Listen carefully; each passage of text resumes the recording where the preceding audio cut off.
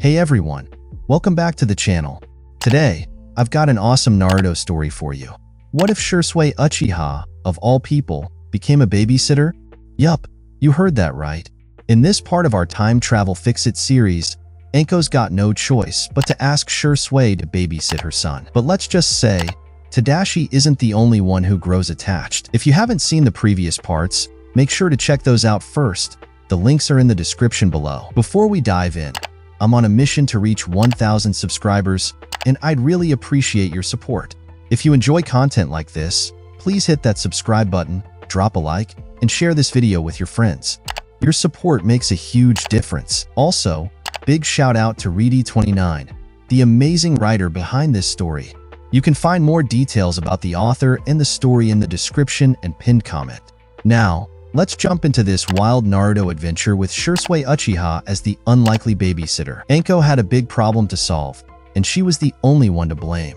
She had been so busy with meetings regarding the Chunin exam, the security around the event, and preparing the Forest of Death that she forgot to prepare for the most important person, her son Tadashi. The written exam started in 3 hours, and she had yet to book a babysitter for her 7-year-old child.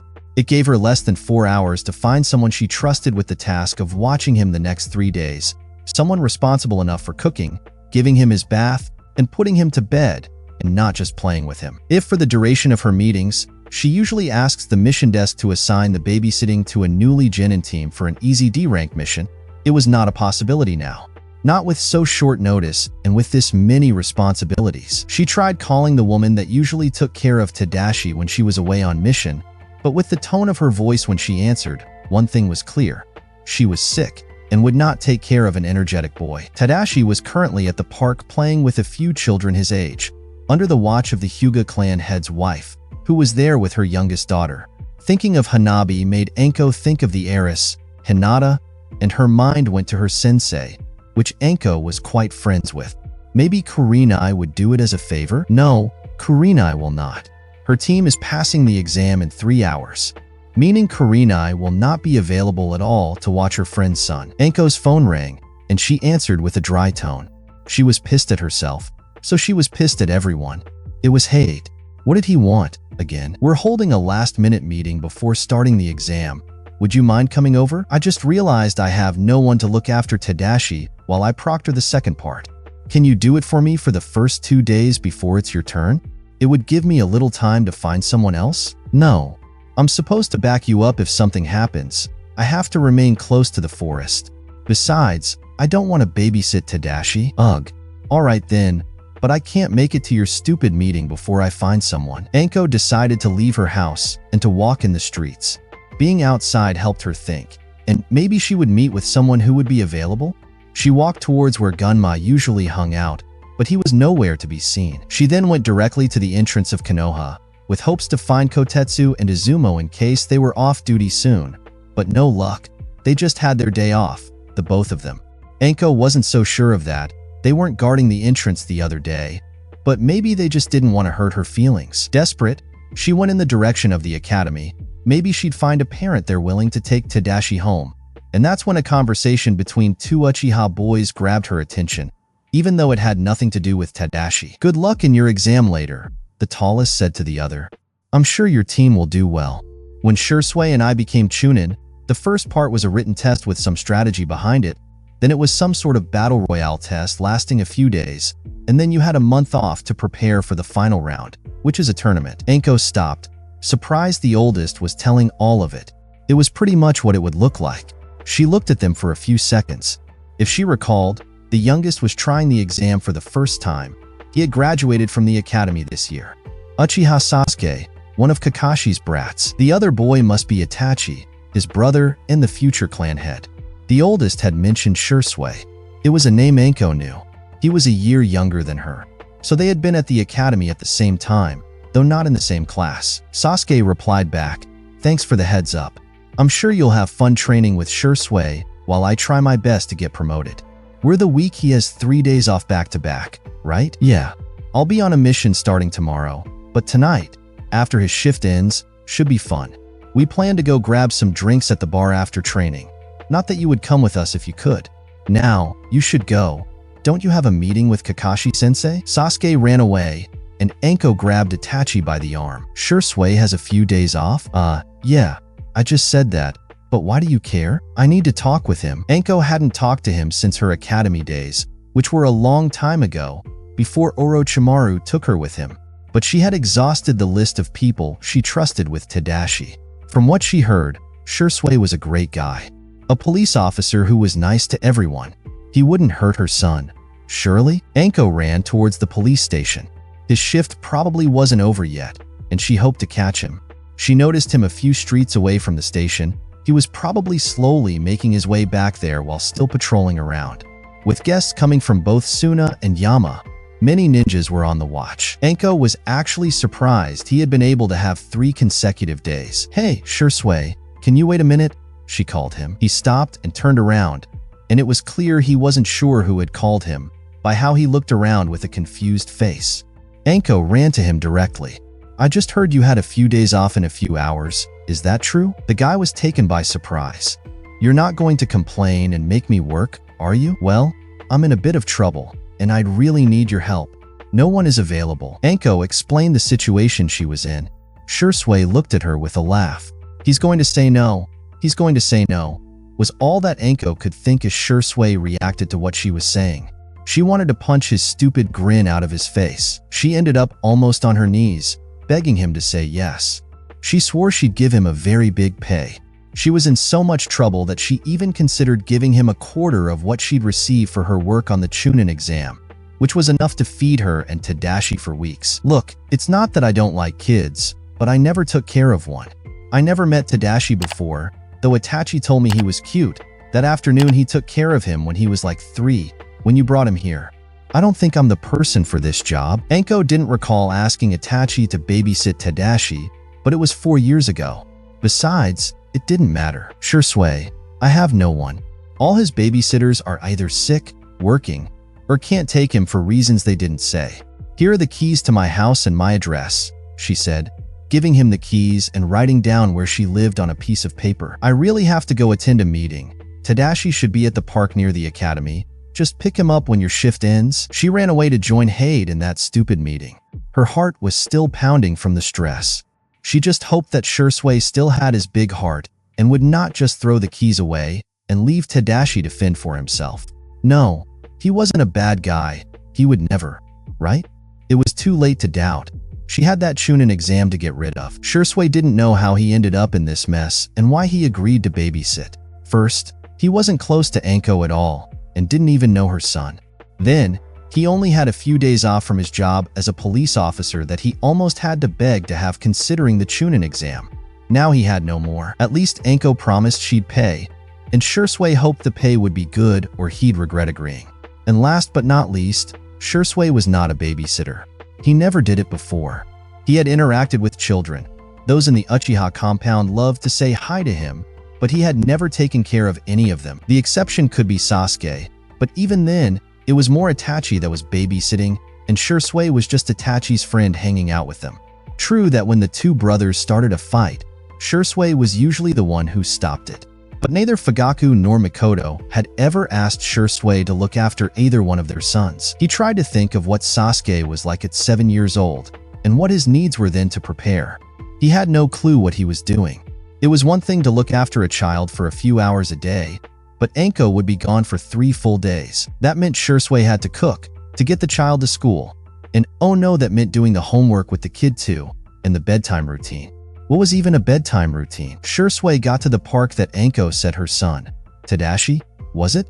Would be. He had no clue what the boy looked like, but as soon as he saw purple hair the exact same tone as Anko, he knew it was him. Hi, you're Tadashi, he asked. The kid turned around and looked at him. He had Orochimaru's eyes, or at least it was what Shisui remembered from old academy textbooks, as he had never met the Sannin. My mom told me not to say my name to strangers. Who the hell are you? The child dryly replied. If Shisui had known the child, he would have reprimanded him for language. But he would not win any point by doing so now. He was only a stranger. So he bit his tongue and talked nicely. I'm Uchiha Shisui. Anko asked me to babysit her angel of a son. So would that be you? This was a lie. Anko had never said that, but he needed Tadashi to trust him. He hoped he was an angel. "Yeah, I'm Tadashi. Where's Himari, my usual sitter?" If Shisui could have screamed, he would have done so. This child would be the death of him. Yet, Shisui remained calm and told Tadashi about the sitter being sick or something. "Do you want to keep playing at the park or go home?" "I want to stay here. I'd rather stay with my friends. I don't want to go home with you." "Wow, that kid was rude." Shisui obliged and sat on a bench nearby. He observed Tadashi play with his friends. The child was a hurricane in the park. He had so much energy. Still, Shisui enjoyed the high-pitched screams of the child when he was being chased in a game of tag and his loud laugh. Children being children, with no wars to worry about. A luxury Shisui himself never had at that age. Soon enough, it was time to start to make dinner and Shisui called Tadashi. They had to go home. Shisui hoped Anko had left groceries at her house, but the fridge and the pantry were nearly empty. "Tadashi, do you like ramen? We could go to Ichiraka's and go get groceries at the market on the way back. Can we go somewhere else?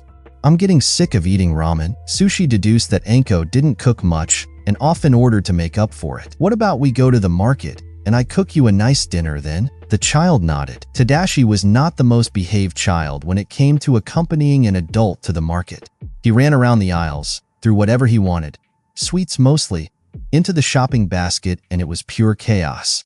Shisui regretted agreeing to everything or even thinking that bringing this child into a market was a good idea. His initial plan had been to bring Tadashi to the market to know which vegetable he liked or not, so he could saute them in a pan with some rice, sauce, and eggs. "I hope you spent your energy well enough, young man, because you'll be sitting silently in a corner for 5 minutes when we reach home to reflect on your poor behavior in the market." If Shisui wanted to have the child throw a tantrum, this was the perfect way.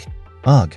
This would be a long 3 days. The second day that Shisui babysat Tadashi, he realized there was no routine in Tadashi's life. Anko didn't leave him a schedule to follow because, for the most part, she didn't have one to begin with.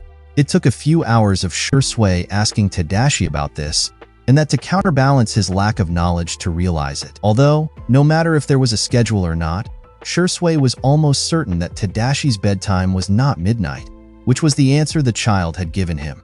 It had to be a lie, but at least, with a lack of schedule, Shisui could not badly mess it up. He just had to create one that could work for the both of them for the next 2 days. He was starting to get the hang of taking care of a child. He made sure Tadashi had brushed his teeth after every meal. He verified that homework was done before Tadashi walked to the school he was attending. While Tadashi was at school, Shisui tidied the apartment and did all the house chores he didn't have the time to do because Tadashi took all his attention when he was there. By the time he was done with his task, he still had time left, so he went to the library to read more about child development and what kind of routine a 7-year-old boy should have, and what they could do by themselves or not. Shisui was sure school was done for the day by now, but Tadashi had still not arrived yet. The Uchiha tried to remain calm, however. Shisui had found the child at the park the previous day.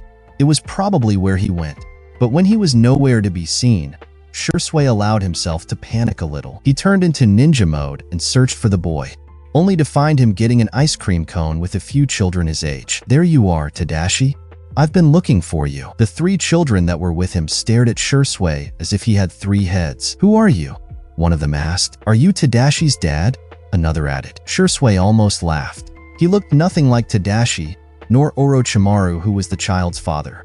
He wondered how the little girl came to that conclusion, but didn't ask. "No, I'm not." He simply offered for an answer. He kept the fact he was taking care of the child while Anko was working. He didn't know if that was something Tadashi told his friend, or if he wanted them to know. "Tadashi, did you have money on you to pay?" "No, but Hanabi paid, and I'll ask Mom to pay back when she gets back home." Shisui smirked and found some Rio in his back pocket to give the child. "If you want to play with your friends, I don't mind. Just be home for 6 so you can do your schoolwork while I prepare dinner. That's okay with you." Tadashi looked surprised, but agreed. Shisui wondered if Anko gave her son a time when she wanted him to be home. Perhaps Tadashi went home when his friend did? Or was it the fact that Shisui cared about Tadashi's homework? "What are we eating for dinner, Shisui?" Tadashi asked. "Can we invite my friends?" Tadashi was for sure full of surprises. Shisui didn't know if he should accept or not.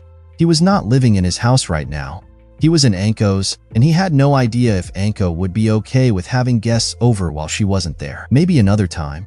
I don't know if that's alright with your mommy. Dinner's going to be fish. Tadashi pouted. Shisui didn't stay with them for very long. He reminded Tadashi to be home by 6 and left the children by themselves. Parts of him wondered if he should observe them from afar where they couldn't see him, just to make sure Tadashi was alright. Shisui worried something could happen, but then he remembered that his parents weren't following him everywhere he went as a child and let Tadashi be. The third and last day that Shisui had to stay at Anko's apartment to watch over Tadashi, something happened. He didn't know what it was, but Tadashi's behavior changed entirely. For a little guy who didn't trust him at first or wasn't sure he liked him, Tadashi was now very cuddly. They were currently watching a TV program for children, and Tadashi's head was resting on Shisui's body. Unsure if this was the right move, but wanting to get more comfortable, Shisui moved his arm over Tadashi's body and brought Tadashi closer to him. "It's the last day that you're here, right?" Tadashi asked. Shisui nodded. "Next time mom has to work, can you come here instead of Himari? I like Himari, but it was really nice to spend time with you." Shisui wondered what he did that his usual babysitter didn't. Was he more permissive? "I don't know if I'll be able to take care of you very often. I'm a police officer. I agreed this week because I had a few days off." The boy was obviously disappointed by the answer, and Shisui felt bad about it. But he was not the kid's dad. He couldn't request to leave work early to get the kid from school or any other privileges. So either he babysat on his days off, or he did not at all. Shisui surprised himself thinking he would want to look after the kid again. 2 days before, it would have been his nightmare. He had found that taking care of this child was pure chaos. Plus, it came with a lot of responsibilities. But now that he had gotten the hang of it, he actually liked it. He didn't know what it meant, whether he was getting attached to the little guy, or if it just meant he had a paternal side generally speaking. But if Anko asked again and he was available, he wouldn't say no. Tadashi was cute, and he would for sure miss him. Perhaps he could visit once in a while if he wasn't able to babysit. But he didn't say that out loud to Tadashi, since he didn't know if that was a promise he could keep. For now, he found the boy cute and almost didn't want to leave. But once Shisui got his freedom back, there was a chance he'd forget about Tadashi. Mitarashi Tadashi was not the only person who was full of surprises. His mother Anko was too. Of all the things Shisui expected as a thank you gift, as if being paid wasn't enough, an invitation to a restaurant was at the bottom of his list. Actually, it was not even on his list of ways he thought he'd be thanked. Not to say he didn't like eating good food.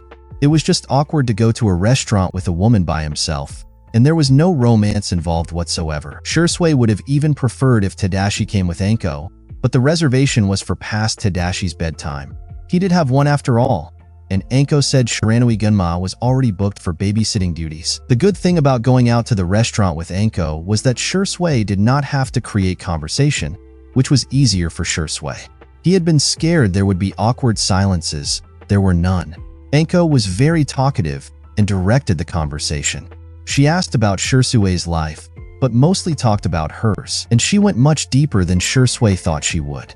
She told him about being trained by Orochimaru, then betrayed not only once but twice by the man. "Sometimes I find it hard to be a single mother," Anko admitted when she started to talk about how her son came into her life. Shisui could understand that. Having the responsibility of a little human with nobody to help must be a hard task at times.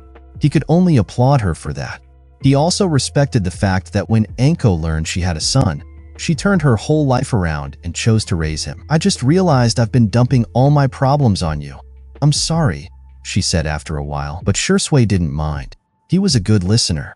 Plus, it allowed him to know more about Anko and Tadashi as a family, in case he ever needed to babysit again. He was interested to know more, and asked a lot about Tadashi. "You wouldn't recognize him if you knew him when he was 3. He was scared of everyone that wasn't Orochimaru. It took me a while to gain his trust." It was almost hard to believe for Shisui, although that explained how the now 7-year-old child had reacted to him when he introduced himself. "He asks about you too," Anko said. "Since you babysat him, there isn't a day that he doesn't talk about you. He also told me he preferred you to his usual sitter. I don't know what you did, but it seems like you did wonders with him. He usually takes a lot of time to warm up to someone." Shisui was glad to hear that Tadashi enjoyed the time spent with him. It did take the boy 2 days to like him, But now he could see that it was almost a miracle. And yet, Anko had many babysitters when her usual one was not available, which didn't seem to be a good idea for a child with trust issues. But who was he to judge? I enjoyed babysitting him, and I'd like to do it again if you need me to. I just need to know in advance so I can schedule time off, or at the very least have care arranged for between the time school finishes and when I'm off my shifts. Wonderful. I'll let you know then. A smile appeared on Shisui's face. He could not wait to see the child again, although he was not sure that Anko would give him the warning beforehand very often. He knew ninja were often called on missions at the last minute. Those times, she would probably need to find somebody else, but Shisui wanted to try to make time for the kid whenever his usual sitter was not available. Tadashi needed stability. The home situation had looked chaotic to Shisui, with the lack of routine, a messy house, no rules to follow, and ever-changing sitters. Anko returned home after a short mission. She felt exhausted, even though it didn't last long, and she didn't even have to leave the village. She had to search the entire forest of death to clean it up and find traces of Shisui of the red sand. The man, who was clearly not a genin anymore for a long time, had pretended to be a participant. His teammates, according to a report done to the Hokage earlier this week, were puppets, and all those puppet bodies had been destroyed somewhere in the middle of the woods, and Anko's task was to retrieve them because the Kazekage asked for them. Both teams involved, one from Suna and one from Konoha, couldn't even tell where exactly they fought Shisui. To make things worse for Anko, she was now finally home, after an interrogation from both the Hokage and Kazekage, who wondered how Shisui was able to pretend to be a genin, but not Anko's fault he went by a false name, and she hated being interrogated like that. The only thing worse than two Kages interrogating someone was T&I, but since Ibiki was proctoring the first part, he was questioned as well, so the fourth had preferred keeping T&I out of the loop this time. Just before she opened the door of her apartment, she stopped and watched through the window. What she saw brought back a smile on her face, which was good. She didn't want her son to know she had had a bad day. Shisui was playing with Tadashi, and her boy was really into their pretend play. It was cute seeing him interact with the Uchiha man. She understood why Tadashi now begged her to call him whenever she needed a babysitter. From what she could observe, Tadashi had immediately loved Shisui, even though Tadashi usually didn't like strangers very fast. Herself had taken months before he fully trusted her. Maybe it was that Shisui always kept his composure, something that Anko struggled with, and his calm personality. Sure enough, Tadashi threw tantrums every time Anko had to leave him on someone else's watch. And then, she'd come back home to learn he pulled pranks on the babysitter. If only Shisui's day job was a babysitter and not a police officer, it would make her life much easier. He was not often available to watch Tadashi. She observed them for a few minutes again, loving how comfortable Shisui was with the boy. Anko couldn't help but think that whoever Uchiha got that guy as a boyfriend, if he even had a girlfriend, would become a lucky wife. He'd make the perfect father, one that Anko wished she could give to Tadashi. It wouldn't be Shisui. Even though he'd be a good stepfather, Uchiha were obligated to marry within their clan. It was the most stupid thing Anko had ever heard. Tadashi ran into her arms, even if she had been gone for the afternoon only. Look at what I did in school. Tadashi was still going to the regular school for the moment. Since the fourth was Hokage, children could only attend the academy at 8 years of age. It was one of the first rules he made when he was nominated for the role. Anko approved of it. She couldn't imagine her son going to fight in a war at his age. Wannabe chunins were between 12 and 15 this year, the Kazekage's daughter being the oldest because she was teamed with her younger brothers, and it felt right to Anko. She couldn't imagine what the exam would be like if younger children were involved. Tadashi brought up a drawing he made. There were two humans drawn, if you looked very closely, one smaller than the other. There was also another thing drawn next to it. What's that? Anko asked, trying to show interest in the painting when she really couldn't care less. That's a snake. The shape made sense now. Why did you draw a snake, Tadashi? Shisui asked, as he was gathering his belongings before leaving. I don't know, because if we were to have a pet, I think it would be a snake, like Mom's jutsu, and because my father loved them. Where do you think I learned that jutsu, Tadashi? Anko thought. Shisui had a little mocking smile. Probably he thought something similar. Or maybe he was judging the choice of pet. Usually, Anko couldn't care less about Shisui, other than having him around to please Tadashi, but she surprised herself into thinking that grin was cute. Stop thinking of him. You're only going to get hurt. He can't love you. But as he kissed Tadashi goodbye, took his backpack and left, Anko couldn't help but notice how strong he seemed. His perfect silhouette, his beautiful dark eyes. Besides, if Uchiha could marry outside the clan, she thought he'd make strong babies. Babies that wouldn't have Orochimaru's creeping eyes. That was the only thing Anko hated about her son. His eyes reminded her so much of the sensei she got to hate. His experiments that hurt her. It had taken her months to get used to becoming a mother, but even after 4 years of interacting with Tadashi, she still wished his genitor was someone else. She prepared food for Tadashi and her, and then she asked her son to do his homework. I already did them, he said with a smile. Anko wasn't sure if that smile meant he was lying to her. It wouldn't be the first time he tried to get away with them. Really? Can you show me your school book and the instructions from your teacher? Okay. I did them with Shisui. You can call him if you don't believe me. Tadashi would usually find a way for Anko not to look at his school works. She was tempted to just trust her son, but she also liked to see his progress, so she still asked for the book. Sure enough, he had really done his homework, and it was his writing, not Shisui's. Anko noticed her boy seemed to make fewer mistakes than he usually did. Tadashi usually hated maths. That seems good to me. You can go play. Shisui didn't know when you'd be back, so he decided we'd start by doing homework. He says I'm more focused right after school than just before bed. Who was Shisui to claim he knew Tadashi like that? Anger filled her body, but then she realized that by claiming that, he helped her a ton through a daily irritant of her life. Having Tadashi to finish his homework had been a constant battle since he started school. Hours of screaming and crying from Tadashi, but also Anko, who at some point started finishing his work because she just couldn't bear fighting with Tadashi every evening. Anko washed the dishes and cleaned her apartment a little. That's when she noticed a book she didn't remember buying. Did Tadashi bring it back from the library by mistake? She inspected it. It was not an image book meant for children. Maybe Kurenai brought it here the other day when she came to chat? Anko started to skim through. It was a psychology book, on children development to be more precise. A library card fell off of it when she opened the book. She took it from the floor. The card said it belonged to Shisui, and it dated from when Anko was proctor for the Chunin exam, which meant he had borrowed it the first time he watched Tadashi. Anko laughed. Shisui really didn't want to mess up with Tadashi, He'd really be a keeper if she had a chance to date him. Shisui's shift at the police station was coming to an end, and he couldn't wait to get home.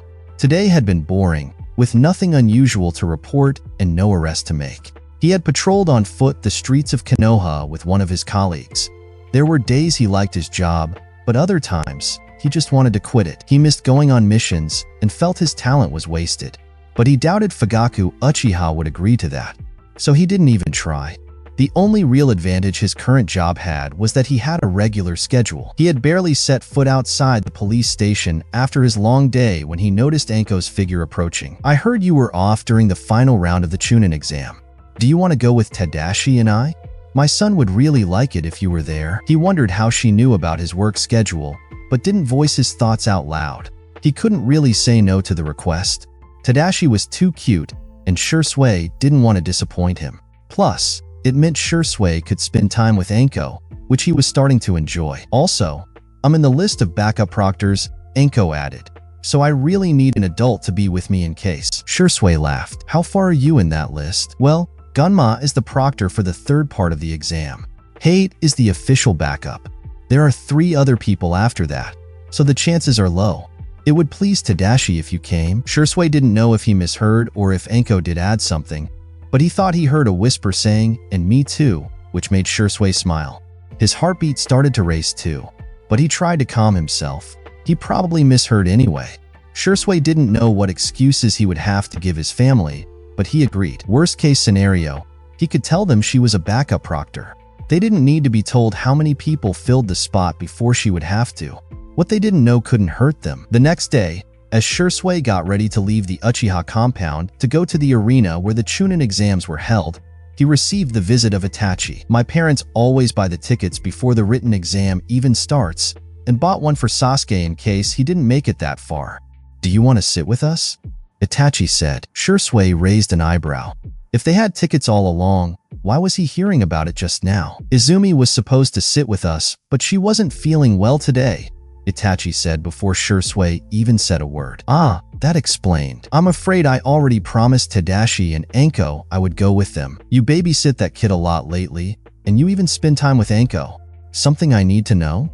Itachi teased. No, it's not what you think, Itachi. Anko could be called as a backup to Proctor, so she needed a babysitter in case something happened. And Tadashi is a nice kid. Anko, well, she's a mess sometimes, but she's great to be around too. It's not like I'll be bored out of my mind to watch it with them. Itachi didn't look too convinced, from what Shisui could tell of the grin that appeared on his friend's face. You're blushing, Shisui. No, he was not. Well, maybe. Ugh, he hated it when he wasn't able to hide his feelings, and Itachi read through him. They both knew they couldn't date outside the Uchiha clan. Itachi loved Izumi, but no Uchiha girl had ever interested Shisui. Honestly, Shisui, I really don't care if you love her. I won't tell father. I never understood why there was this rule in the first place. I know that he wants to avoid our beloved Sharingan falling into the hands of the other clans, but the rule is quite absurd in my opinion. Plus, it's not like some people didn't marry outside the clan anyway. My girlfriend is only half Uchiha. My understanding is that carrying the last name is all that matters. I might consider simply deleting the rule when I become the clan head. Shisui laughed. That probably wouldn't be for another few years at the very least. Nothing to help him out. Shisui could always hope Fugaku would retire and pass down the title to his son before his death. Shisui was looking through the crowd, trying to spot Anko and Tadashi when he felt arms hugging his legs. Shisui, said the overjoyed voice of Mitarashi Tadashi. Hello, kiddo. Are you excited to watch the fights? He asked. The boy energetically nodded, and Shisui asked him who he was most excited for. The two sons of the Hokage will fight today. I'm curious to know if they are as strong as Lord Fourth. Good choice, Anko said. What about you, Shisui? Shisui smirked. I would have to say that Sasuke against Gaara from the Land of Wind is the one that will catch my attention the most. But I don't know if I can say I'm excited about it or super anxious. Sasuke is like a little brother to me, so I know I'll worry. They made it to their seats just in time for the first match to start. Anko and Shisui talked while watching the match, but Tadashi mostly observed everything that was going on.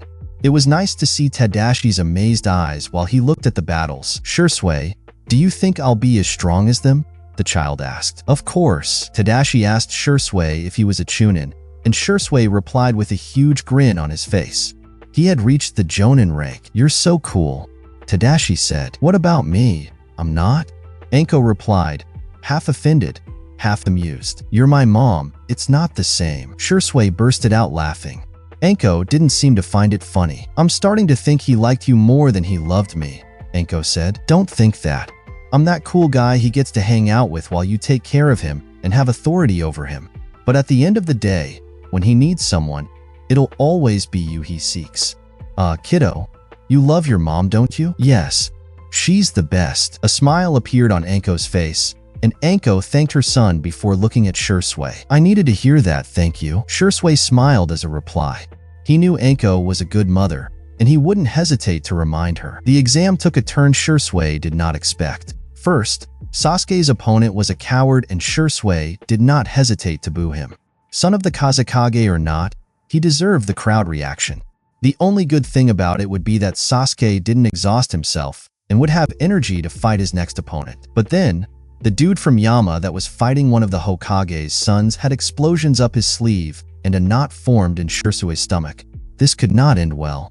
And his worries turned out true when the explosions were not meant for the opponent, but the arena itself and the Kage's suite. What the hell? Anko screamed. Mommy! Tadashi panicked. I'm scared. Anko hugged her son before letting a swear leave her mouth. I have to step in. I have no choice. Tadashi, you'll be brave and will listen very carefully to what Shisui tells you, okay? She told her son before looking at Shisui. And you? If he has something as small as a little scratch, I'm gonna have your head, understood? Take care of him and protect him. Shisui wanted to scream at Anko to leave the arena with her son and that he would take over the ninja duties. He had reached a higher rank than Anko had, even if he was currently considered retired. But as one of the exam's proctors, Anko had no other choice but to go fight. Shisui was allowed to choose, and he'd protect the kid, He didn't need to be convinced. He took the child in his arms. Shisui was fast and had been trained to carry loads, and tried to leave the arena without being stuck under falling debris. His instincts took over, and he fought a Yama shinobi here and there, but his priority was to keep Anko's son safe. He wished it had been permitted to bring kunai or any weapon inside the arena, but he would have to do without. He tried not to look back, other than making sure he wasn't followed by a foreigner. He desperately tried to see where Anko was, but there was concrete dust everywhere. He hated that Anko had to put herself in danger by fighting the Yama ninjas that had clearly planned a coup on Konoha. She needed to be there for her son. Shisui was just a sitter, perhaps one that Tadashi enjoyed spending time with, but he was not the child's father. Their bond would never be what Tadashi and Anko had. If Anko died, who was going to take care of Tadashi? He found his way to a bunker where children and civilians had been brought to safety. Shisui told Tadashi to stay with other children his age and made his way to the bunker's door, ready to fight back if anything happened. As a former ninja and a current police officer, everybody immediately looked to him to give orders. He asked for people to stay as quiet as they could. They felt the room shake a few times, and time passed very slowly. As much as Shisui needed to focus on his task at hand, keeping everybody in the bunker safe, his mind went to his family and friends that were probably all fighting. He wondered if his own parents had made it to safety or if they were fighting. He knew Itachi, and perhaps even Itachi's mother Mikoto, must have joined Konoha's shinobi forces to fight back Yama. He didn't know about Sasuke. Either the stubborn genin jumped into action, or he was tired from his battle and put on a protector mode for children and civilians. As for the Uchiha clan head, Fugaku was one of the Hokage's advisors. Shisui hoped he didn't die in that first explosion that touched the Kage's suite. If this was indeed a coup planned by Yama, Fugaku was at the heart of the action. It took a few hours until they had the green light to leave the bunker. Shisui's first mission was to find Anko. Then it would be to know if his relatives survived. He noticed her purple hair in the distance. She was frantically looking everywhere, probably for him and Tadashi. This child saw her too. "Mommy!" he screamed as he ran toward her. She looked to be slightly injured, but nothing major. Shisui had never been so relieved in his life. Anko was alive. He let the two Mitarashi reunite and tried to see if any family members of his were around. He didn't see any and panicked. Where were they? He was about to leave to go look for them when Shisui heard Anko calling him out. He turned around to face her. "Thank you for getting my son to safety and looking after him. I owe you so much. You have no idea." He wanted to tell her it was no problem, but the words stuck in his mouth. There were so many things he wanted to tell her, but nothing came out. He wanted to tell her he was glad she was okay, and that he loved her, but he couldn't do that. Yet, he didn't know what took over him, but he moved forward and kissed her. He immediately pulled back, realizing the mistake he made.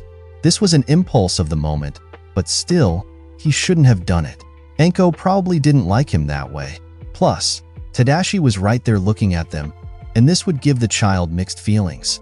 He didn't ask for consent so that he could kiss Anko in front of her son. "Don't you even think of pulling back, Uchiha Shisui?"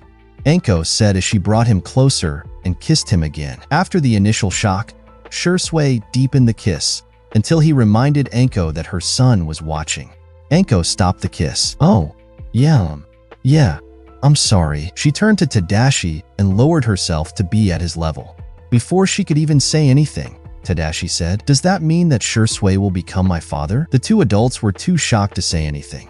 Shisui let Anko answer the question, because he had no idea what to even answer. "Well, Shisui will never be your biological father, Tadashi.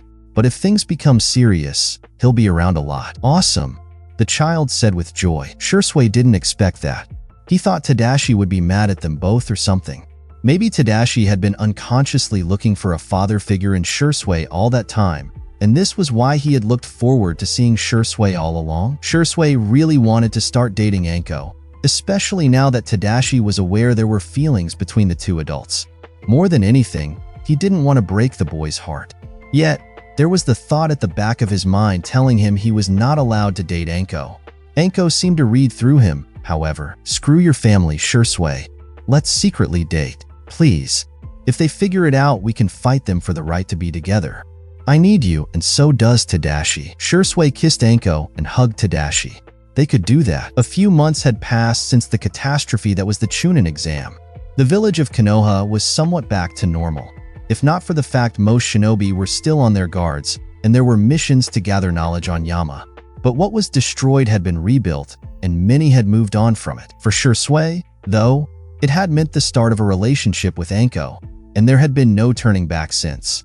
He got out with Anko at least once a week, then spent at least another with both Tadashi and Anko. And this was when he didn't accept to babysit the child whenever Anko couldn't be in the village because missions were more frequent since the attack, which meant Shisui had not been home much these past few weeks. He hoped nobody had noticed. It didn't take long for Itachi to note, though, and to make matters worse, he dared say something in front of Sasuke when the three of them were training together. "You look happier lately," was what Itachi said, and this was enough for Sasuke to pick up on it. "Any girl in the clan warming your heart, Shisui?" Shisui wanted to glare at the youngest of the two brothers, but instead he just blushed. "It doesn't matter. She's not from the clan," he replied, trying to detach from the situation as much as he could. "So I guess it will just stay a crush?" This was a lie. It was not just a crush. He was in a blooming relationship with Anko, with the intention of it becoming more serious, especially since there was Anko's son and Shisui would hate to break his heart. But he could not tell Sasuke. The teenager would report him to his father, and this would create drama. Shisui knew very well that Uchiha Fugaku would not hesitate 1 second before telling Shisui's parents, even if he was an adult. And well, Shisui didn't want his parents to learn about his girlfriend that way. So he kept things a secret for now. His eyes met with Itachi's, and from the subtle nod Itachi gave him in return, it was clear he knew which girl he was talking about. "Do you want me to question my father about the rules?" "Who knows, he might have changed his mind," Itachi said. "Wouldn't he be suspicious? I know you've got a girlfriend already. He might be suspicious of Sasuke or me right away. I mean, we do hang out a lot together when I'm not spending time with, you know? So there is someone," Sasuke exclaimed. Shisui glared at him. "I don't think he'll figure it out if I'm the one asking," Itachi replied. "He might question Sasuke more than you. I spent a lot of time with the kid and he knows about it." Sasuke looked at him with a questioning look and Shisui swore inside. Sasuke had no idea he babysat Tadashi. He wanted to trust the teenager, but he couldn't be 100% sure Sasuke would keep the secret. For some odd reasons, Sasuke didn't ask who the child was, or why Shisui was dating a single mother. "Itachi can ask father, right brother?" Sasuke said. "And if father questions it, just tell him that there are a few girls who have crushes on me, and I wanted to know if I have to push them away." Itachi laughed. "And if he asks for a name?" The oldest of the brothers asked with a smirk on his face. "Hey, I don't actually have a crush on someone." That made Shisui laugh. He was just as curious as Itachi was about Sasuke's love life, but if Shisui pushed it, then Sasuke would return the question back to get some answers. "Now, Itachi, do we push to know more about Sasuke's lack of love life, or are we going back to training? Because if we keep talking here, I have more important things to do," Shisui said, growing impatient to move his limbs again. His best friend laughed, but readied himself to start their training again, and Sasuke copied his brother. They fought against each other, all at the same time. It was the kind of training Shisui liked because he never knew which one of the two brothers would surprise him with an attack, and Shisui liked to trick them when they were at each other's throat. This was how intense it got sometimes. Plus, unless they were doing one-on-one with one person watching from the side, it was the only way the three of them could train. Any combination of 2 against 1 was unfair. Shisui and Itachi were of similar levels, and Sasuke was getting better every day. Anko was looking around, making sure she didn't cross paths with anyone she knew. Tadashi was at a sleepover, invited by his friend Itsuki, and Anko wanted to take advantage of her son being in the Yamanaka compound to spend the night with her boyfriend. They were now at the stage where Anko thought of Shisui as a boyfriend.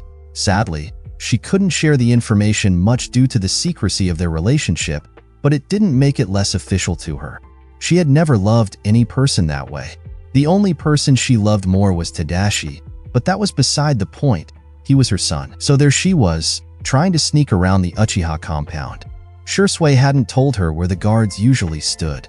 It was probably a clan classified information, and with how powerful their eyes could get, Anko understood why her boyfriend didn't want to share the secret. She squatted down on a rooftop just near the gates, trying to hide from view with the help of a chimney pipe. She was going to have to spy on the clan, if she wanted any chance to get in. She had never been able to visit Shisui yet and wanted to surprise him. He had vaguely told her where his apartment was the other day. He had talked about it like any other topic, very casually, but Anko had picked on the subtle hint. It was one, right? Anko found herself wishing she was a Hyuga. It would make things so much simpler, but at least her boyfriend wasn't one, or she'd be even more screwed. She scanned the horizon. There were a few streets in which all the lights in the houses were turned off, and she didn't see anyone moving around the area. It felt like the best place to sneak to. Was Shisui's apartment around there, by any chance? She finally spotted his silhouette in a window. He was brushing his teeth in his bathroom. Just her luck, it was quite close to those unguarded streets. Jumping from rooftops to rooftops, she discreetly entered the compound. Anko was a fast ninja. At some point, she had to hide, seeing someone come into her direction. Fuck, I hope they didn't see me, she thought to herself. She didn't move for a minute, and a woman Anko suddenly recognized walked past her. She realized she was shaking. It was the clan head's wife. Had Mikoto seen her, Anko would have been in trouble. Deep trouble. Uchiha clansmen were allowed to bring friends inside the compound, but not at this time in the evening when people got to sleep. Anyone finding her would find her suspicious and report her directly to the clan head for an interrogation. Anko decided it was time to move, and she went into the dark alley leading to where she was convinced was Shisui's apartment. Arriving at the corner, she risked a look on both sides. No one was there. Great. She walked with the lightest feet she could. Hello. I didn't expect you to be here. Anko startled, and suddenly looked around her to identify where the voice came from. A silhouette made its way out of the shadows. Tadashi, the future clan head. Anko started to panic. He was surely about to report her to his father. Anko didn't know what to say. She couldn't tell him she was dating Shisui. How could she explain why she was in the Uchiha compound in the first place? Look, I know this looks bad, but I was just trying to meet with a friend and… Tadashi laughed. Don't worry, I know who you're coming to see. His apartment is this way. He didn't tell me you were coming. Does he know? Anko wondered if it was a tactic to get the friend's name, and if the direction he indicated was an actual trap. If he was playing this game, he wouldn't get a name. But then, she noticed Tadashi winking at her. You know who I am coming to see? How did you guess? He talks about Tadashi all the time. I'm not a fool. If anyone questions me about it, I'll pretend you needed a last-minute sitter and didn't bother to get through the gates, because Shisui bet the other day that it's something you would do. Anko frowned and crossed her arms. How much did Tadashi know about her? She didn't know Shisui had told him they were dating. Or did he just mention babysitting? No, Tadashi's smirk indicated more than that. You should move before someone other than me finds you, Tadashi reminded her. Just make sure you leave before 5 a.m. That's when many ninjas go out for early training or work, and after that, the sun will rise and you'll be spotted. Anko smiled at Tadashi. He was on their sides. She didn't have time to chat though. She had a few hours to spend with her love, and she had to take advantage of it. So she jumped quickly to his door and knocked. Shisui opened the door, to Anko's relief. He looked ready to go to bed, but when he recognized her, his smile spread wide. What are you doing here? Come in. Anko closed the door behind her, and Shisui led her to his bedroom. The curtains had already been pulled, so they had their privacy. I can't believe you sneaked inside the compound. While it's a very bold move, it's also very hot. You know what else is? You, Anko replied, kissing her boyfriend, as he was already trying to undress her. Being this close to Shisui felt great. She didn't have to worry about being loud, for once, because Tadashi wasn't in the room next door. She didn't care if Shisui's neighbors heard them make love. It was not like they knew who she was anyway. Anko sat on a tree that had been cut. Tadashi had been begging her to take him to a river to swim with his friends. He had learned how to swim recently. He had started the academy and had gotten good marks on his first exam, so it was Anko's way to congratulate him. Tadashi had chosen Hanabi and Itsuki to come with them, so there she was, watching them play in the water. Someone put his hand on her shoulder, gently pressing their fingers on her skin, and she turned her attention from the playing children to check if it was Shisui, like she expected it to be. She knew no one else would get her attention that way. I was hoping to startle you a little. I knew it was you.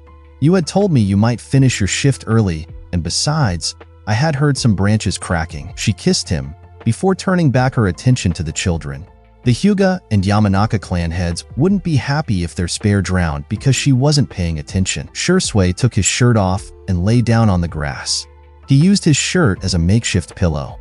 He had his eyes closed and Anko thought he was hot like that. Sunbathing? Why was he teasing her with children around? Again? I trained with Itachi last night and he updated me on some talks he had with Lord Fugaku, Shisui said, eyes still shut. He had a relaxed posture, as if he was enjoying the sound of the birds chirping and the children splashing water around. What about Itachi? Do I want to know? Itachi has been asking him if there were any possibilities to change the clan rule that you can't date outside the clan. Shisui opened his eyes to look at her. Fugaku thinks it's about Itachi's girlfriend being half Uchiha, so we're in the clear. But the thing is, he won't change his mind. Anko suddenly looked at Shisui with a frown. Wait, so dating outside the clan happened before? Why do you think it'll be such a big deal if people knew about us then? Shisui sat down to look at her. He took a deep breath and Anko knew that it meant he didn't like what he was about to say, or that he knew Anko wouldn't. It happened only on occasion, and it's very frowned upon. And Izumi's family had been kicked out of the compound. The only reason they returned is because her father died during the Nine-Tail attack. Even after all those years, people still look at her mother with disdain. All of this because she fell in love with someone not Uchiha. I don't care if people judge me, but I can't bear people treating Tadashi how Izumi's been treated. Anko wanted to argue she didn't care about people looking at her because she had never done so before. She had always been the freak that had followed Orochimaru, after all. But despite Anko being used to critics and not caring, Shisui was right about one thing. Tadashi didn't deserve the hate. It was bad enough that children mocked his snake-like eyes, which he never took very well. So if the Uchiha clan started talking about him negatively on top of a bunch of kids at school, it would break Anko's heart. Home was supposed to be a safe place. If Shisui's clanmates learned about the relationship, they could take it on Tadashi or make him unsafe. Anko wasn't ready for that yet. Her son was the most precious person to protect, so we must keep our relationship secret for all our lives. Or at least until Tadashi is old enough to understand and fight against some of your clan's bullies? Anko was annoyed. She never gave a shit about people's opinions before. If Tadashi wasn't in the picture, she'd say fuck them. But she didn't want to be the reason her child gets picked on. It's up to you to decide, but it would break my heart to see Tadashi being treated unfairly by my clan. To the villagers, he's just a cute academy kid, but who knows what people will say then. The elders of my clan can be very mean and are very strict with rules. My parents are in the number. They always whisper about Izumi and her mother when they think I'm not listening, and they tried to convince me she isn't a friend for me. It's also likely that I'll be excluded from the compound, but I don't care about living in the compound or not, personally. My only issue is really Tadashi here. I feel the same way, Shisui. I hate it for myself, for us, but for now, let's keep our relationship private and as secret as it can be. I had already told Tadashi not to talk about it, though I suspect at least Hanabi and Itsuki figured it out, if he didn't straight up told them. Anko knew her son wasn't really a good secret keeper. She sighed. If the bullies at the academy stop, I'll consider letting you tell your clan head. For now, I prefer protecting Tadashi. Tadashi came running towards her at that exact moment. Shisui, I'm happy you are here. Can you get in the water with us? Shisui made a shy smile. I'll join you in a few seconds. I was talking with your mom. Please, he said, pouting. Shisui laughed. I'll be there in a sec. Go back to your friends. Anko decided to join Shisui too. The water was a bit cold, especially when it reached her belly button. Tadashi immediately started splashing her. The best way to enter is to run straight into it in one go, Anko. Shisui teased her. He had taken one plunge underwater and was already claiming to start acclimating to the cold. Anko took a deep breath and dived. The cold made her shiver, and she felt her head was freezing, but she ignored it. To please the kids. The water was quite shallow, so she could touch the sand without any issue. So she planted her feet and grabbed Itsuki by the waist. He was just next to her. She then pulled him above the water, making him do a jump motion. He fell back into the water with a laugh. My turn, Tadashi said, turning to Shisui. Hanabi blushed. Anko turned to her. Do you want me to do it with you? The Hyuga girl shook her head. I don't swim underwater yet. Anko realized that Hanabi hadn't been the most at ease in the water since she had started watching her. She didn't want to force the child. Tadashi, Your parents are so much cooler than mine. Itsuki said. Parents, plural. The young Yamanaka definitely knew about Anko and Shisui dating. Tadashi suddenly looked down to the water as he was swimming, avoiding his mother's look, his cheeks turning a little pink. You told them, did you? Anko's tone wasn't even accusing. It was just stating a fact. I mentioned Shisui was around often, so they asked and I couldn't lie. I didn't tell anyone else. We know it's a secret, Hanabi immediately said in Tadashi's defense. Besides, I get why. Father has some weird rules too regarding our clan. I mean, my grandfather wanted to get rid of Amaya, she added, before grabbing Anko's back to rest. Anko realized that even though she and Shisui touched the ground, the children didn't, and Hanabi was likely starting to feel the fatigue. Itsuki was busier trying to swim underwater than listening to the adult conversation. Hanabi, do you want to go with me and build a sandcastle? I'm not liking how cold the water is. Mom, you just haven't been in long enough, Tadashi complained. Anko sticked out her tongue. While it was cold, the truth was she didn't want Hanabi to drown on her watch, but saying it aloud would only embarrass the child. Anko could tease her family as she wanted, but Hanabi was too respectful of a child for that.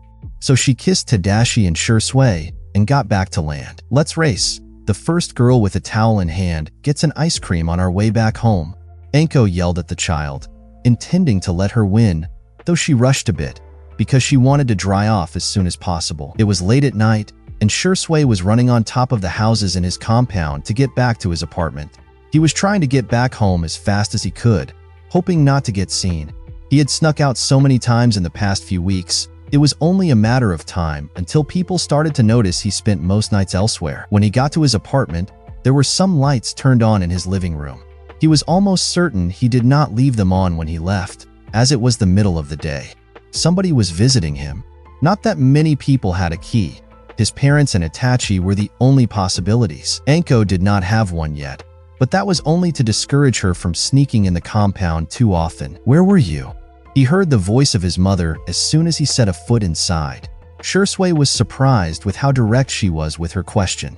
He had left for a few hours, not days. Good evening, Shisui replied with a smile, ignoring his mother's attitude. The weather was perfect for a walk. With the look she had on her face and her arms crossed, it was obvious she did not believe him for a second. But there was no way Shisui could tell her the truth. He had spent the afternoon with Anko and Tadashi, then read a bedtime story to the kid. As soon as Tadashi was asleep, Anko had called in a babysitter and the both of them had gone to a restaurant. Did somebody see them and tell his parents? Okay, I see you don't believe me, Shisui said. How come? If he wanted to know what his mother had on her mind, he had to ask direct questions. Beating around the bush had no use with his mother. We barely see you around here anymore. What is it? Shisui sighed. He quickly wondered if it was best he tell the truth or lie. He decided to lie for now. There was a lot on my mind today with work. I needed to get a clear head. But if it's about me being out of the compound, I do go out with friends more often than I did, he claimed. One of them lives near the center and just inherited his parents' house. There's plenty of room. It's easier to crash there after a night out than get back home. What friends? Shisui, you barely sleep at home, his mother said before continuing with a concerned tone. Surely you don't go out and drink every night? I worry about you. How did she even notice that he was not home? She had never been very observant before. There's nothing to worry about, he tried to convince her. I said I spent time with friends, not necessarily that I drink. Sometimes we like to just hang out around a meal, no alcohol involved. We do have jobs. We can't be hungover all the time. Which friend are you even talking about? The only person I see you with is Itachi, Shisui laughed. No, this was not true. Shisui was the only person she could see Itachi with, unless Itachi was spending time with Izumi, but Shisui had always been chatty and liked to be around people. How did his mother not know this? He always had friends, from his days at Konoha's academy to now. In his head, his lies were not that far-fetched. Of course, his friends living in the center of town were Anko and not some co-workers or friends from the academy, but who cared? Maybe you should go out of the compound once in a while. You would have known I had friends. Some are co-workers, some are from my ninja days. But since friends are not very welcomed here, I don't bring them. That probably should make her shut up for a while and hopefully get her off his back. But he had a feeling he would see his mother around the village more often now. He didn't mind if she saw him with Anko once in a while. He could explain being friends with her, but if she noticed how close they were, or how often they were together, this could lead to trouble. He had to get careful. Because Shisui had been friends with Itachi for so long, his parents had a quite good relationship with Fugaku and Mikoto, and if they knew, now it could take a bad turn. Anko came back from a meeting the Jonin had to attend in which the Hokage gave updates on the situation regarding Yama. The situation in the village was still a bit tense, even though it had been about 6 months since the attack. Thankfully, the ninjas were able to keep the population calm. Anko was grateful about the civilians living their lives stress-free, because when civilians became tense, it meant it was impossible to lie to the kids. And Anko wanted to protect Tadashi from the war. Even though he was training to become a ninja, he didn't need to see the horrors just yet. Anko almost tripped on the school bag Tadashi left in the middle of the floor, probably too busy to run back outside to play with his friends to care about putting his belongings in the corner of the room or somewhere it wouldn't look messy. I wonder what he has for homework today, Anko thought to herself. She had learned over time that if the list was long, it was better for Tadashi not to wait after dinner to start, or else he would fight over basically anything.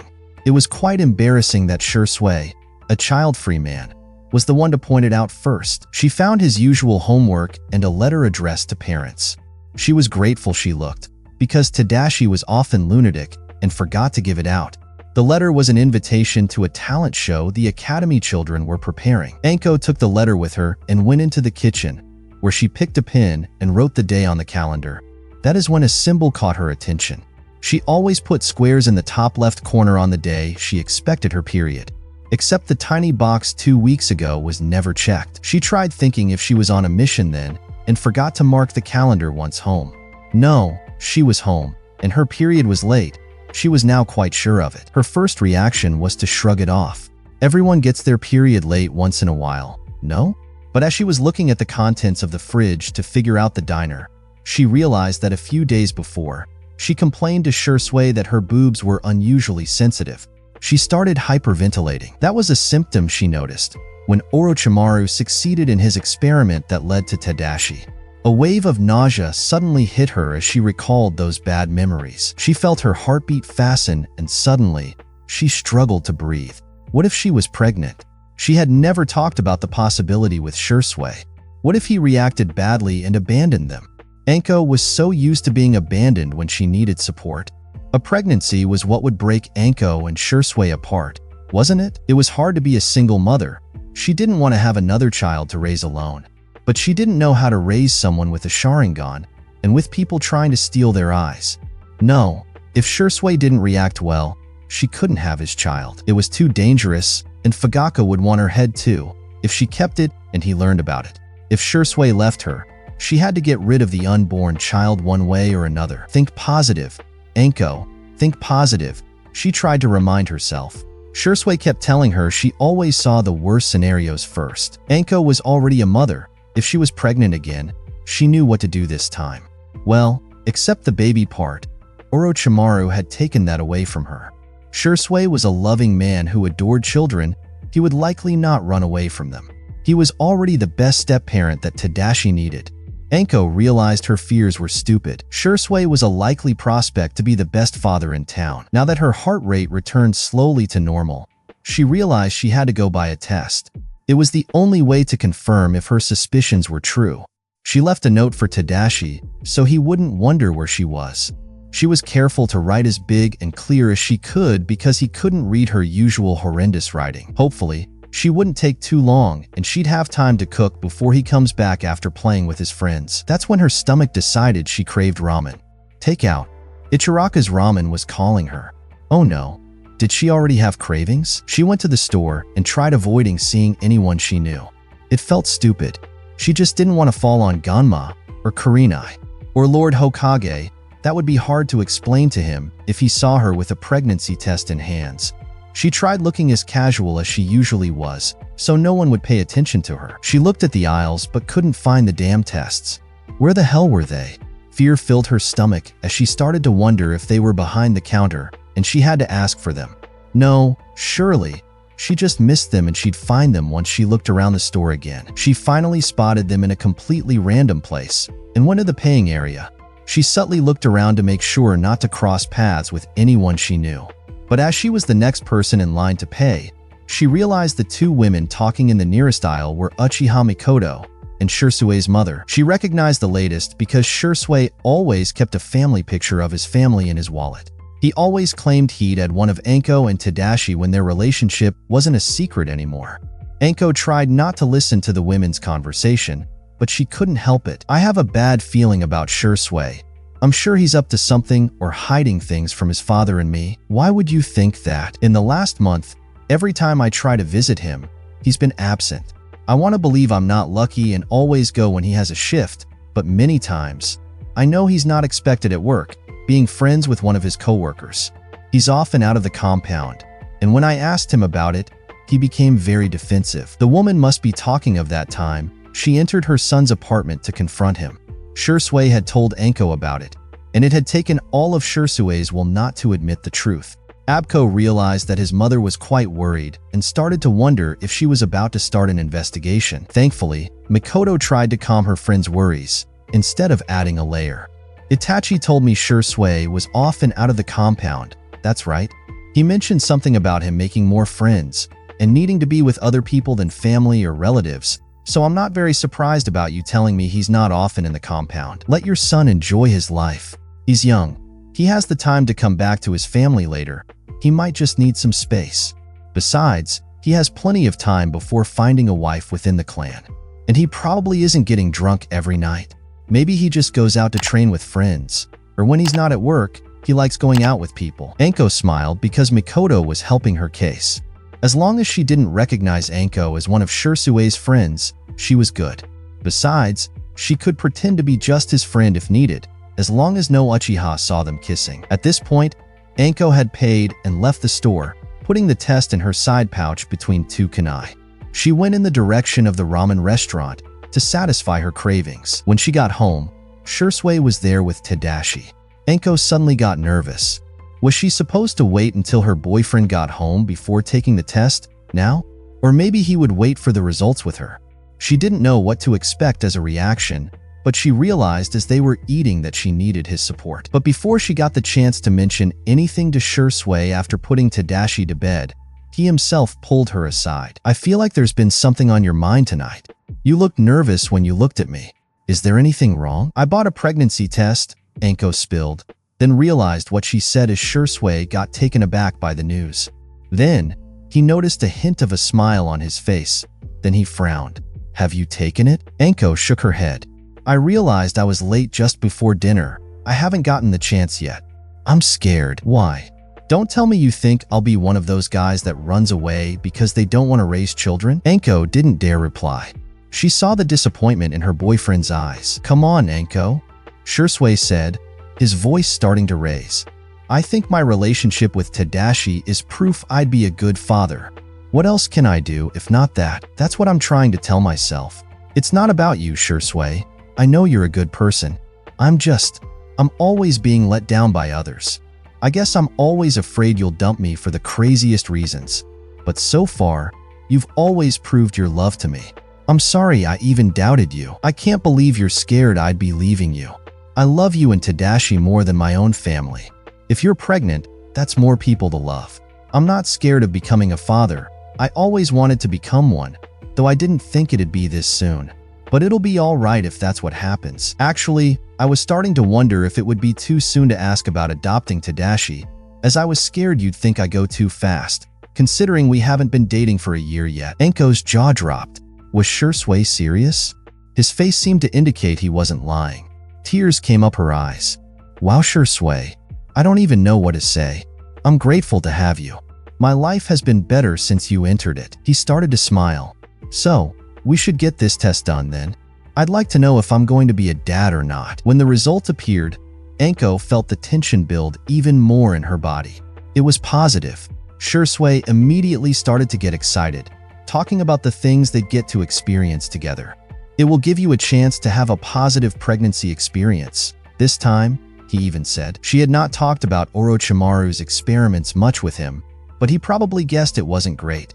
She went to bed with those things in mind, trying to see the situation positively. She wanted her boyfriend to be right, but he had an optimistic personality. She wasn't much. The next morning, when Tadashi left for school, Shisui sat next to Anko on the sofa. I forgot to ask yesterday, do you know how far along you are? A few weeks, I guess. I'm not sure exactly, but not very far. Why? Well, there's two things that are a concern to me. First of all, when are we telling my family about us dating? I don't think we should wait for you to be showing for that. My mother would be very pissed, but we should still wait a bit. They're close friends with the head. If he learns about it, it might be best to wait so he can't force me to abort. Yesterday, Anko was not thinking at all about having a baby and wasn't even sure she wanted a second one. Now, with how contagious Shisui's excitement was, she couldn't see herself not having this baby. I won't be able to pretend much longer that I'm single and even less a father. We can't hide a baby, and Fugaku will figure it out eventually, especially considering he's in charge of deciding the missions. I know Itachi said he wouldn't change the Uchiha clan rules, but maybe he might reconsider not threatening us like shit, considering how close our families are. Shisui didn't sound that confident for once, almost heartbroken as he added, well, I hope so. Look, I know we'll have to tell them eventually. Let's just wait a bit. I hope they won't treat our child like a bastard. What about work? That was my second concern. I'll wait for that too. For now, I don't think it's too dangerous. I mean, the baby is so small that it's quite protected right now. And I swear I'll be very careful. Shisui shook his head in disappointment. Look, I hate this idea, but I know I can't change your mind. And if I go to the mission desk to get you out of the list, it's the best way to have Fugaku be suspicious. We'll talk about this in a few weeks. It was a warning. If anything happened, it was on Anko's head. Anko went in the direction of the mission desk, wondering where she'd be sent this time. She wasn't fond of missions outside of Konoha lately, but yet, they were more and more frequent in the last 6 months following the attack from Yama. She hated having to get Tadashi babysat, though Shisui had a few days off, so her son wasn't all alone, and Shisui was on the day shift this month, meaning he could fetch Tadashi not long after school and care for him. She and Shisui were disagreeing on Anko's mission duty, but she was continuing on, despite his worries. She knew he had the right to be nervous about her taking missions. She was 10 weeks pregnant after all, but at the same time, she was very capable of defending herself and she rarely got injured, so she'd be very unlucky if something happened to the baby she carried. Besides, Anko was convinced that Nara Shikaku would start the Chunin exam committee soon, so she'd give her name once again for those, which would result in less chances for missions outside of the village. Well, except for the few travels to Suna if the Hokage materialized the idea he had of co-hosting the exam with them. She approached the mission desk room and stopped at the door, hearing voices. She supposed there were people getting their own mission assigned, but soon enough, Uchiha Fugaku appeared. Hi Anko, we were waiting for you, come in. Anko walked into the room as told, and noticed Kakashi and Naruto chatting with the Hokage. Sasuke and Sakura were quietly chatting near Fugaku's usual chair. Anko knew the village leader had been Kakashi's sensei, so she wasn't surprised with how comfortable he seemed, and Naruto was his son. It made sense. Anko didn't like being put with Genin teams, but she didn't have much choice, and she couldn't complain here and now. At least, Sasuke had a Chunin vest, and Anko remembered that he had been promoted during the chaotic exam, with Shikamaru and Niji. Out of Yamato's team, Sai had been taken in consideration because of how he had chased Deidara during the attack, but he was not part of the finals as a participant, so the committee had claimed it to be unfair. Despite Hinata making it to the final round and having a fair fight against her cousin, Kurenai's team lacked a leader just yet. Kiba was too unpredictable, and Shino and Hinata were deemed too quiet to be able to lead other people than their usual teammates, which, in these uncertain times, was too risky. Fugaku came back to his chair and explained the details of the mission. Sasuke was listening carefully. Sakura asked very good questions regarding the mission. They were traveling, just to Anko's luck. She was so grateful for having Shisui in her life. It had made the last months so much easier with Tadashi, but she still felt guilty of leaving her son that often. Maybe Shisui had a point about her taking a break for her pregnancy. It'd give her more family time. But she needed to pay the bills, and the missions outside the village paid well. Besides, for this mission, it was way too late anyway.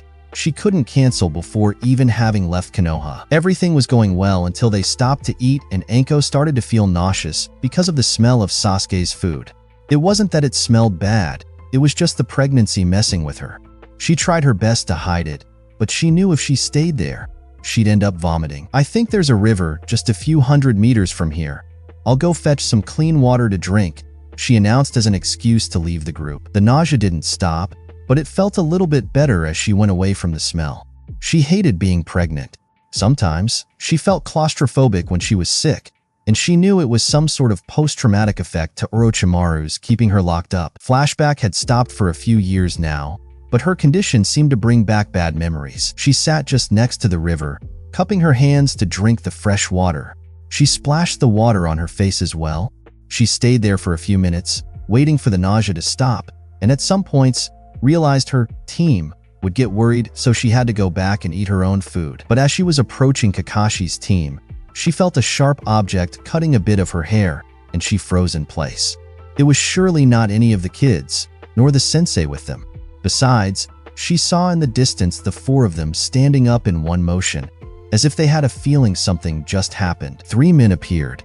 They had no headband. Anko wished they weren't ninjas and just stole some kunai or shuriken from a defeated ninja somewhere else. But their initial aim was great, and as they started fighting, it was clear they were no civilians. They knew jutsu too. Those men were quite strong, and after a while, one of them managed to get Anko on the ground, his knee in her stomach to stop her from moving. She tried attacking her with a snake hand, but the snakes were immediately cut with a kunai by one of the enemies. As the man pressed further on her stomach, Anko realized it could be hurting her baby and started panicking. Her breathing got faster. "You're useless, aren't you?" The guy mocked her. He took a rope and tried to tie her. Anko felt like she couldn't move, not because she was restrained, but out of fear. She heard the sound of Team 7 fighting, but she couldn't focus on the events happening, as if the noise felt distant. All she could hear clearly were her thoughts. "The baby is gonna die. Shisui will be so mad at me." Negative thoughts filled her mind, and she was so nauseous that she closed her eyes, even if it was the worst thing to do during a fight, though she was tempted to puke on the guy to surprise him. Suddenly, the man trying to get her captive stopped. The rope on Anko disappeared. She dared to open one eye. Naruto's 100 clones were beating the man up. She was too dizzy to stand up. Even sitting up seemed difficult. She distantly heard Kakashi yelling something at Sakura and heard her name as well, but couldn't make out the rest of it. Then, she felt a gentle hand on her shoulder. "I'm bringing you to safety. Can you stand?" It was the voice of Sakura. "No," was all Anko could mutter. She suddenly started gagging, the nausea winning on her. She turned to the side opposite of where Sakura was crouched and threw up. "Naruto, I need some of your clones here," Sakura yelled. Seconds later, 2 Naruto were picking Anko up and bringing her further from the battle. She sat against a tree and the clones disappeared. Sakura ran to her. "Did you hurt your head? You stopped fighting and then you got sick," Sakura asked. She seemed worried. "Can you follow my finger?" Sakura proceeded to move her finger a foot from Anko's face and moved her hand side to side. Anko assumed it was to check if her eyes tracked the movement. "Stop this. I don't have a concussion. He didn't hit my head. He hit my stomach and I panicked. It won't happen ever again. I'm not going back on a mission anytime soon. I can't. It's too dangerous. Shisui will be happy." She motioned Sakura to step closer and whispered in her ear, even though the boys were now too far away to be able to hear anything. "Can I ask you something? And can you swear not to tell anyone?" "I won't tell anyone unless you become a danger to yourself." Anko laughed nervously. It wouldn't matter if Sakura told her teammates, Lady Tsunade, or even the Hokage himself, because she planned to stop going on missions for a while. "I need you to check my stomach. I need to know if the baby I carry is still alive." Sakura stepped a foot back. She looked confused. "You're pregnant? How come they sent you with us?" "Because I didn't want to report it to the mission desk yet. Now, shut up and tell me if it was the biggest mistake of my life, will you?" She was getting frustrated. Sakura was a medic ninja. She had to be able to tell, didn't she? The teen executed the demand, both hands on Anko's stomach, surrounded by a glow of chakra. She had never looked this focused in front of Anko. The minutes before Sakura's diagnosis were too long. Anko felt she could barely breathe. "Be alive, please," she prayed silently. I never did anything like that, but it seems to be fine to me. I advise you to get it checked at the hospital as soon as we get home. Why didn't you report your pregnancy? Sakura had a reprimanding tone, and Anko didn't like that. She was too young to judge Anko's behavior. She was still a genin. Who was she to tell a superior-ranked person what to do? She replied to Sakura that the reasons were not her business, and Sakura yelled back she was only trying to help and understand. They started bickering, and the commotion got the attention of Kakashi. What the hell is going on here? I asked you to check if she was okay, not getting her frustrated. I was just trying to tell her she should be off duty, and she yelled at me, Sakura said, trying to defend herself. Anko threw a look at her. It was not Hataki's business. Hey, you better not tell him. I shouldn't have trusted a genin. While the reasons are not of my business, it would have been important to know if you were incapacitated, Kakashi replied. Which you seemed to be earlier. I've never seen you go down this quick before. What is going on? Defeated, Anko started to explain the truth, but spoke fast because she was scared. Okay, fine. I'm pregnant, but just since a few weeks. And it's like that guy knew and I'm scared of losing the baby, so I got Sakura to check. I couldn't tell the mission desk because I can't have Uchiha ask about the identity of the father or it'll cause a clan disaster. Happy? She likely said too much, especially that naming Sasuke's last name got his attention. The Chunin crossed his arms. You can't have my father know because? He asked, but then added with hesitation in his voice. By any chance, are you Shisui's girlfriend? Or are there other Uchiha messing around? Anko's jaw dropped. How did he know already that they were dating? Itachi and Sasuke are like siblings to Shisui. You idiot. She nodded as an answer. Sasuke suddenly smiled. It means Shisui is going to be a dad? Congrats. Though, you're right. I believe father will freak out. But I'll let you and Shisui sort that out. I'll stay quiet as if I had no clue you were dating. I suggest you don't come close to the compound before he accepts the idea. Yeah, sure. Thanks for the advice, Anko said, almost in a sarcastic tone, even though she knew he was right. Then she turned around to face the team leader. Kakashi, those guys are neutralized. We should finish our mission before we get attacked again. I'm tempted to send you to Konoha right away, but sending you alone isn't safe. We're almost done with what we had to do anyway. Let's get it done.